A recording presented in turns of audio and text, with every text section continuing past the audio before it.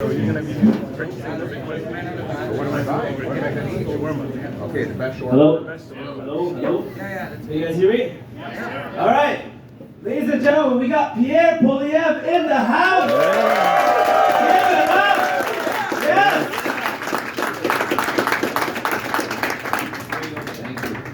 Thank you very much. Merci beaucoup, Ali et Omar. Je vais I'm going to say just a few words in French before we get started with my English remarks. Je suis très, très heureux d'être ici avec mon ami Ali. Ali, viens ici. Omar, viens ici. If we fall, then we'll fall together, right? You got my back. Thank you very much. Donc, c'est un grand honneur d'être ici aujourd'hui. Comme vous le savez, ces entrepreneurs-là sont des grands Canadiens qui créent des emplois, qui fournissent des chèques de paie et qui servent la communauté ici dans la ville de London.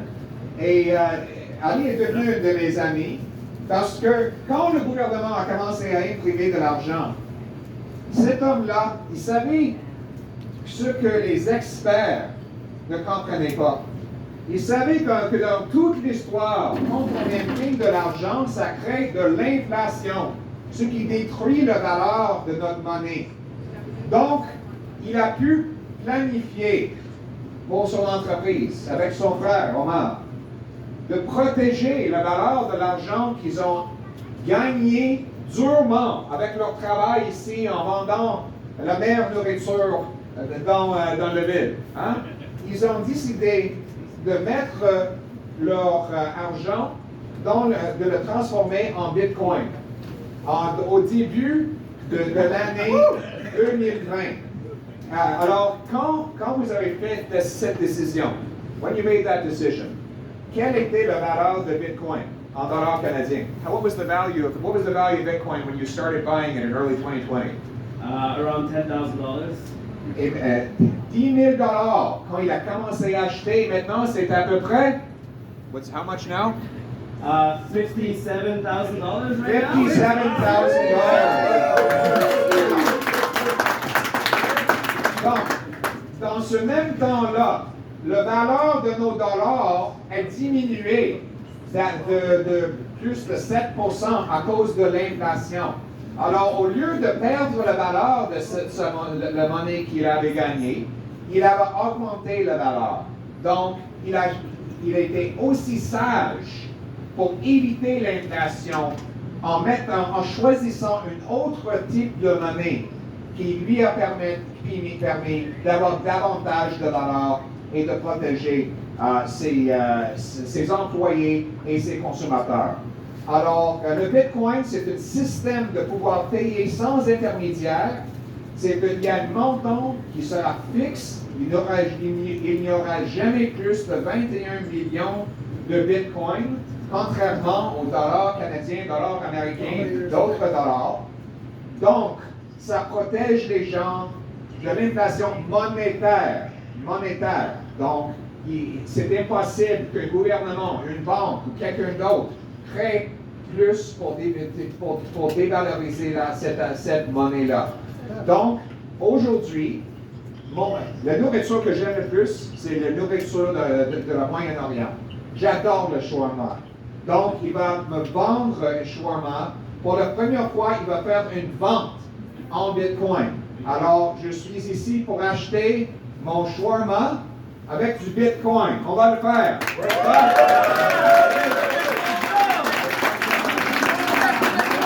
On va contrer l'inflation. On l'appelle le juste-inflation. Mais on va répondre avec le gros bon sens. On va combattre l'inflation. Le gouvernement Poilievre va arrêter d'imprimer de l'argent. On va éliminer les déficits. Et on va respecter la valeur de nos dollars et nos monnaies. Et on va permettre les gens la liberté de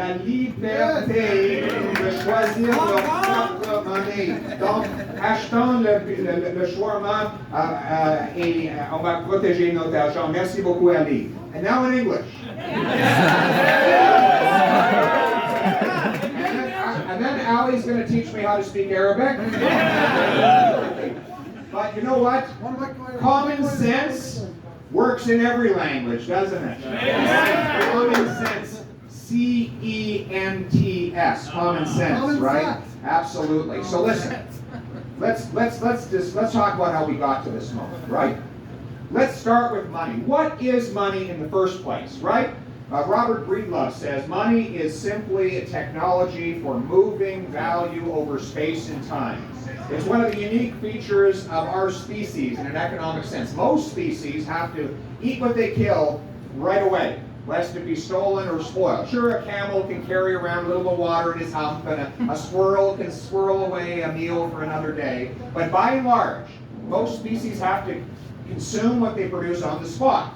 We, on the other hand, invented this lightweight technology in the form of coins and paper and now digital products that allow us to take today's labor and turn it into tomorrow's reward, to move value seamlessly between people, to allow for the voluntary and free exchange of work for wages, product for payment, and investment for interest. That is the magic of the free enterprise system. You come into Ali's business and you buy, for example, the lentil soup. Get that on the camera there. The lentil soup, $3.99, fantastic soup. Here's the ingenious thing about it for humanity, about the lentil soup. That lentil soup is worth more than $3.99 to the person who buys it. But to the person who sells it, the $3.99 is worth more to him. That's why when you come here and buy from Ali, you will say thank you, and you won't say you're welcome, he will say thank you back. Why? Because in a voluntary transaction, everybody walks away with something worth more to them than they had before. Like if you have an apple but want an orange, and I have an orange and want an apple, we trade. We still just have an apple and orange, but we're both better off because each has something worth more to him than he had before. That's the genius of the market system. It's why we say thank you and thank you in voluntary transactions. Everything the government does, by the way, does through force, not voluntary transactions. Taxes are done mandatorily, right? And that's why nobody writes thank you on their taxes. Because even though it's an exchange of money for supposedly for services that we never seem to get, it's all done by force, not by free exchange of voluntary people. We all get ahead in this system by doing something that makes people better off. The socialists love to talk about their compassion. They love to talk about empathy. Empathy is seeing through someone else's eyes, right? There's no one more empathetic than the entrepreneur, because every single day the entrepreneur has to think about what is in the interest of the customer, because no customer will surrender a single penny to an entrepreneur unless it's worth more than they pay for it. They have to be better off, right? The old saying, if you want to sell what John Smith buys, you have to see through John Smith's eyes. That's empathy, and that's what entrepreneurs do every day for a living. But money is the means through which that empathy, that exchange occurs. But what happens when that money comes under attack? For thousands of years, emperors, kings, dictators, whenever they've run out of money because of their selfish, their wars and their personal luxuries and paying off their political friends, they create more cash, which devalues the earnings of the working people, the peasants in the field. They pay for it because their money becomes worth less, right? And so, over time, civilizations have collapsed because they've created all of this cash and caused inflation. Moving forward to the 20th century, we saw hyperinflation, for example, in Germany in the early 20s after World War I, because the government had created so many Deutschmarks. In fact, we had someone who gave me 100 million Deutschmarks yesterday as a gift. You can buy these things for a couple of euro now when you're in Germany, because they created so many of these in order to pay for excessive government spending, that you had to take a wheelbarrow in order to go and buy a loaf of bread. If you went to a bar, you ordered all your beer when you got there at the beginning, because the price would go up by the time the night went on, right? And so after the Second World War, because there was all kinds of inflation that resulted from the cash creation to fund the war, the countries of the world came together and said the only way we're going to rebuild is through hard money, right? To protect the purchasing power of our working class, to bring the young men and women back from the battlefield into the farm fields and the factories. And they did. They created a system of hard money. It was based on the idea that anyone could trade their US dollars, no matter where they were in the world, for 35 US dollars, you could get an ounce of gold. from the U.S. Federal Reserve. You had 35 bucks in your pocket, you had an ounce of gold in your pocket. And that way, your money was then as good as gold, right? So you had hard money. And what was the result? That in the period after the Second World War, in Canada, where we kept that hard money policy, we literally tripled the size of our economy between 1946 and around 1971. In America, they did the same thing. They vaporized the war debts. They brought our middle class up. Our veterans were given homes and dignified lives to live, and people could afford to get ahead, to feed their families, and do well. But then, something happened in 1971. What the happened? One thing happened in 1971. The American government started spending out of control on warfare and welfare, right? You had the Vietnam War, you had a massive expansion of the state, and as a result, the Americans started running these huge deficits, and the countries of the world started to say the Americans are never going to be, they don't have enough gold in the vault, so that if we exchange our dollars, we'll ever get that gold ounce we were promised. And so one day Nixon went out, and Tricky Dick, and he said, we're closing the gold window, breaking the link temporarily with gold, right? And they started printing cash like crazy. And what happened? Inflation started to run rampant. The rich got richer because all their assets inflated in value, but the working people got screwed as their wages devalued. The gap between rich and poor, which had been shrinking, started suddenly to expand. American society started to become more divided. Now, of course, both Republicans and Democrats loved it. Republicans because it inflated Wall Street, and Democrats because it inflated Washington. Big government and big business loved the idea of all of this inflation. It was good for them, right? So Pierre Elliott Trudeau was Prime Minister in Canada, and he looked down at all the divisions and all the inflation and all the suffering, and he said, let's have some of that up here. And he started printing money. What happened? They multiplied the money supply, and by early 1980s, we have record inflation of 12% in Canada. 12%, forcing up the cost of living, and then forcing up interest rates to almost 20% to counter that inflation, right? And it took until the mid-1980s when Brian Mulroney at least pegged our dollar to the cost of a basket of goods, and we wrestled inflation down to under 2%. And that stayed in place for about 25 years, and we rebuilt. The middle class was again on the rise. It wasn't perfect. It was not perfect, but it was a lot better than we had had in the early 1980s. Fast forward to the present. In 2008, we saw loose financial policies that flushed the banking system with easy cash and caused a massive collapse in the banking system to force people to think twice. People stood up against the wealthy 1% who would benefit, and all the bankers who had caused this crisis, along with the bureaucrats and the politicians in Washington, they got off scot-free. So a pseudonymous programmer called Satoshi Nakamoto created a system, a protocol of direct person-to-person, peer-to-peer cash payments with no requirement for a financial intermediary whatsoever. And to get around the easy cash, the easy money policies that had caused these bubbles to inflate and burst, he programmed it so that there could never be more than 21 million of these units of account. And as a result, people started to adopt it as an alternative to the fiat system. Over the last several years, we've seen more and more money printing by politicians, again, south of the border. They started it with quantitative easing, right? Another fancy word for easy money printing. And what did this Trudeau do? He looked down and said, let's have some of that up here, just like his dad. And what have we got? They doubled our housing prices. They forced our young people to live in their parents' basements until their early 30s. They priced single mothers out of nutritious food. They prevented our working people from being able to go for a hunting or fishing trip on the weekend because they can't afford to gas up their car. They call it just inflation, right? Just inflation. And people are standing up and fighting back against that. They want to take back control of their money. So that means that we need to go back to a hard money system that keeps inflation low, stop the unnecessary spending by canceling the $100 billion of extra spending Trudeau wants to pile on. Get rid of wasteful spending like the infrastructure bank, defund the CDC to save $1 billion.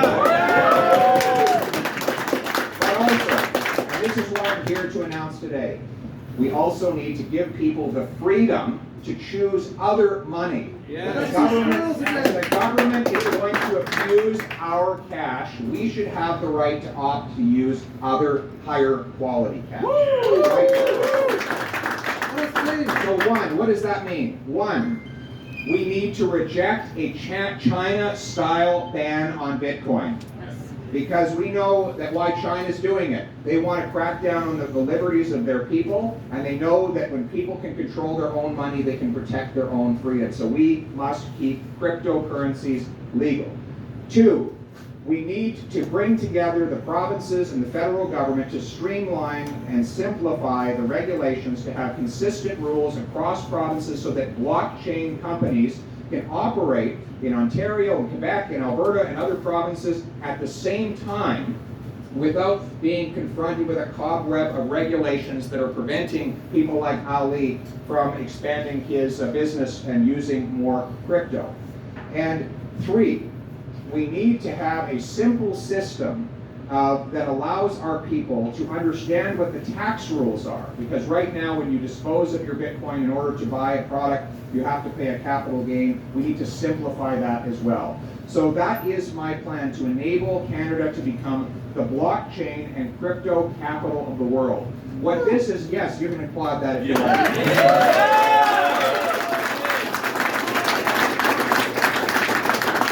About Bitcoin is that the blockchain is now being used for all kinds of other applications. The Ethereum system is allowing people to have smart, self-executing contracts, decentralized finance, so that people can raise money or get insurance without going through big, powerful multinational corporations in order to do it. Non-fungible tokens, which will give you the ability to claim title over things both in the virtual world and in the tangible world without having to spend all your money on legal bills, and to enforce those contracts automatically and organically through a blockchain that is irreversible and uncensorable. All of these innovations should flourish here in Canada, not be shoved off into other parts of the world. We need to get rid of the red tape, simplify the rules, and treat like things like, if an asset on the blockchain behaves like a security, the law should treat it like a security. If it behaves like a currency, the law should treat it like a currency. If it behaves like a commodity, it should be treated in law as a commodity. It's very simple, folks. Simple rules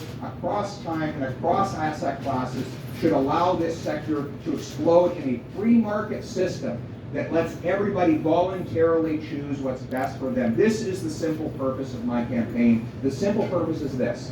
I want to make Canada the freest country on earth, to give you back control of your life. That's why I'm here. And what does it mean in this context? I want to give people take control of money away from politicians and bankers and give it back to the people.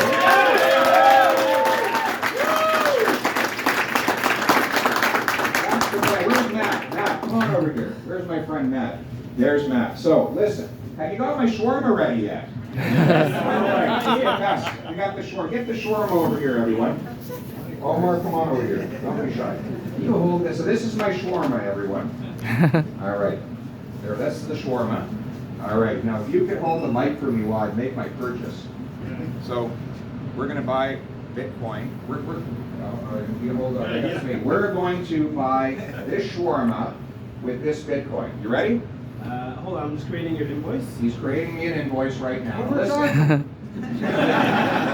Make sure to include the tip in there as well. By the way, what is on this shawarma? Oh, deliciousness. Deliciousness. An extra serving of deliciousness is exactly what we need. And by the way, do you use Canadian food when you make your shawarma? Is it Canadian source? Everything here is local, actually. Local, local, made in Canada.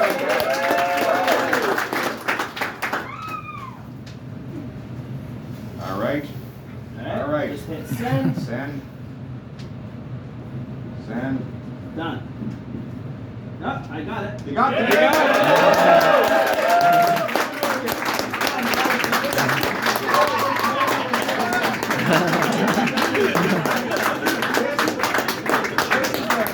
This is there. Let me take the mic for a second. This is the first payment Ali has accepted in Bitcoin. I want to congratulate you. May it be the first of many, and may you and your wonderful family, Ali, have much success in the days ahead, inshallah. And I want to be here many, many more times for shawarma and falafel and Turkish coffee and all the best stuff you have to offer. Thank you. Thank you, Pierre. This is surreal, to be honest. So thank you all for coming, and thank you, Pierre. So what just happened right now is that Pierre Poilievre bought a Tahini's chicken shawarma using the Bitcoin Lightning Network. The transaction was easy, it was instant, with final settlement, and it cost us as a business $0. And it cost Pierre for the transaction 1 Satoshi. That's 0.06 cents. Isn't that incredible?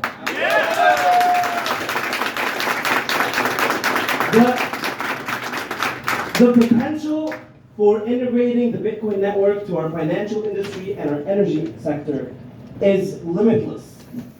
You know, by studying history, we can see that civilizations rise because they chose to adopt new technologies. Whether it's aqueducts, the printing press, electricity, steel, the internet, now it's Bitcoin. And we can also learn by studying history that civilizations fall because of inflation and excessive money printing. And seeing you, Pierre, school everyone in Parliament about the definition and meaning of money is proof that you know this better than anyone in our government.